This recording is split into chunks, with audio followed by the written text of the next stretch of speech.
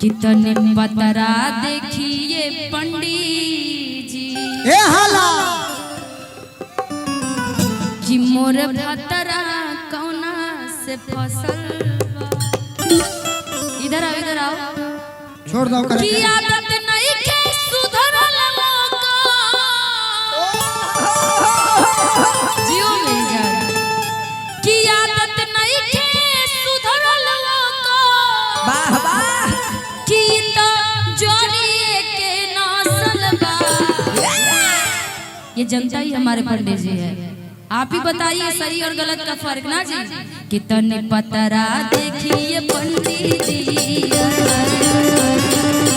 कितने पतरा देखिए पंडित जी, मोर भतरा कौना से फसल बा। कितने पतरा देखिए पंडित जी, मोर भतरा कौना से फसल बा।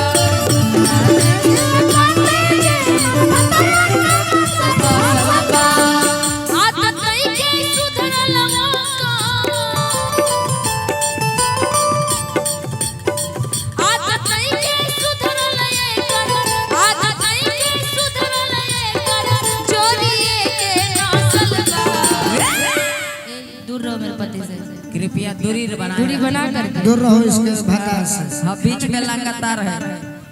कितने पतरा देखिए पंडित जी, कितने पतरा देखिए पंडित जी, मोर भतरा कौना से फसल बा। तनी पतरा देखिए पंडित जी, मोर भतरा कौना से फसल बा। ये पंडित जी, मोर भतरा कौना से फसल बा। अभी जिसे इन्होंने किया क्या भाई किया? देखिए सौतन को गले भी पकड़ रहे हैं और ये खुश भी हो रही है ऐसे मर्दों के लिए कि आपन में हर मर जाई लगे आपन में हर मर जाई लगे में हर मिठाई लगे आपन में हर मर जाई लगे देखो दूसरा के में हर मिठाई लगे आपन में हर कटाई लगे बाकी दूसरा के में हर मिठाई सुना लगे। हमारा पर शौक करेलू। हाँ जी हाँ ना बात पूरा सही कहनी है। अति सुंदर तारा बारे में बड़ी खुशी आई वालो काहे कोनो प्रोग्राम फेल कइले बड़ू का। आप पे किसी आ रहे हो कौन धनिक बटनिक कपियाओ दिन प दिन तहर मोहट बनाओ। कौन धनिक बटनिक कपियाओ हेलो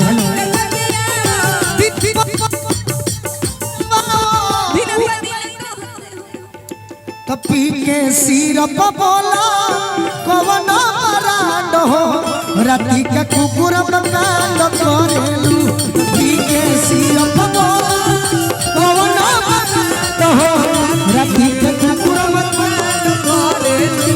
कपी के सिरप बोला कौन ब्रांड हो राती का कुकुर कांड करेलू। कभी के सिरप बोला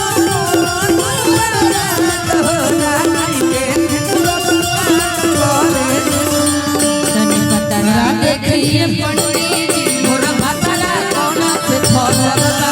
भतरा देखिए पंडित जी, मोर भतरा कौना से फसल बा।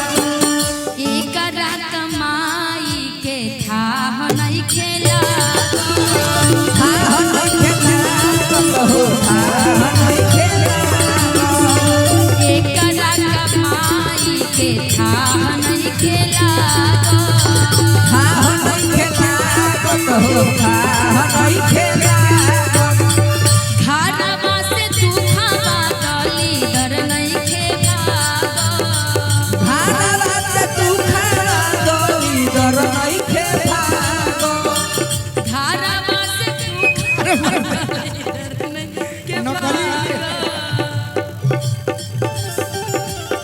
दर नकली ओकर चिंता फिक्र से भाई सॉरी ओकर चिंता फिक्र से मोर दहिया रोजे गलाता तने पतरा देखिए पंडित जी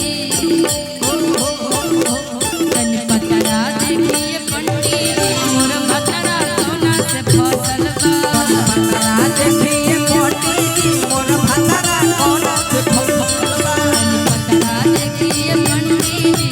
भतरा कौना से फसल बा आ देखिए पंडित जी भतरा कौना से फसल थोड़ा जोरे का जाने कोनो गीतिया कहे जम जाला चलत रहे।